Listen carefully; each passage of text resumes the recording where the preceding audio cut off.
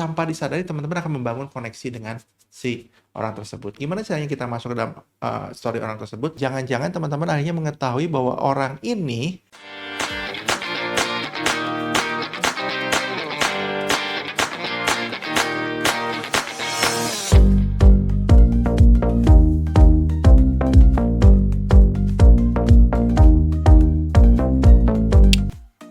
kita berjumpa lagi dalam program Renew Mindset 101 Series.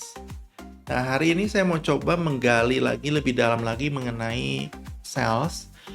Teman-teman tahukah bahwa ketika seseorang membeli kepada kita karena trust sama kita pernah bahas itu ya. Nah, trust tersebut karena kita bisa menjalin relasi dengan orang tersebut. Betul ya? Nah, yang hari ini kita bahas adalah relasi itu gimana bisa terwujud sehingga akhirnya dia trust dan membeli sama kita. Untuk bisa terjadinya relasi butuh yang namanya connect. Kita butuh bisa connect dengan orang itu sehingga bisa terbangun relasi. Gimana caranya bisa connect dengan seseorang?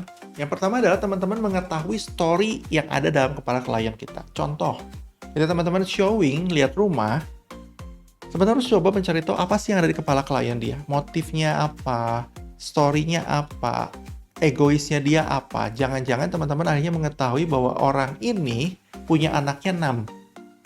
Punya anaknya 6 dan anaknya dari umur 3 tahun sampai SMP. Jadi relatif masih kecil-kecil sekali. Nah, kita tahu story-nya. Nah, boleh nggak kita masuk ke dalam story orang tersebut? Gimana caranya kita masuk ke dalam story orang tersebut?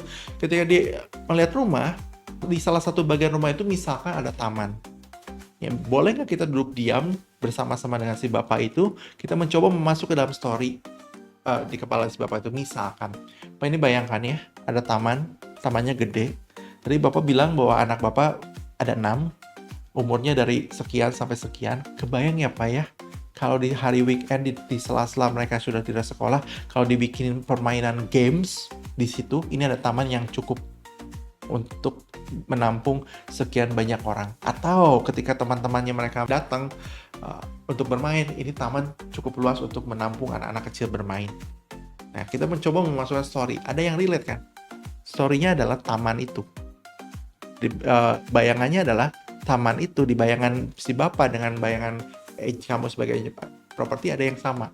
Membayangkan anak bermain bersama di taman itu.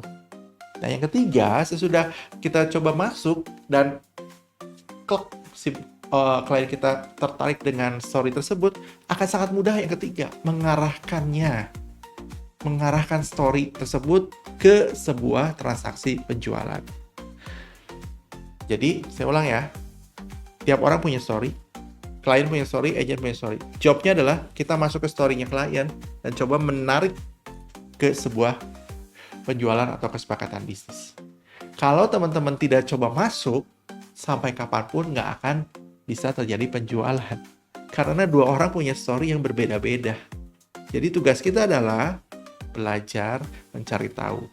Ini mirip dengan video sebelumnya yang ini, bicara tentang agent harus banyak mendengar dibanding ngomong. Kita bisa masuk ke story-nya, gimana caranya kalau kita lebih panjang ngomongnya dibanding lama dengernya. Ya, jadi teman-teman boleh nggak kalau ini terwujud, tanpa disadari teman-teman akan membangun koneksi dengan si orang tersebut. Ketika koneksi tersebut terbangun, trust kebangun, kita akan jauh lebih gampang mengarahkan. Tinggal pilihannya, dia punya duit apa enggak buat beli. Kalau dia punya duit buat beli, selesai. Anda bisa terjadi kesepakatan.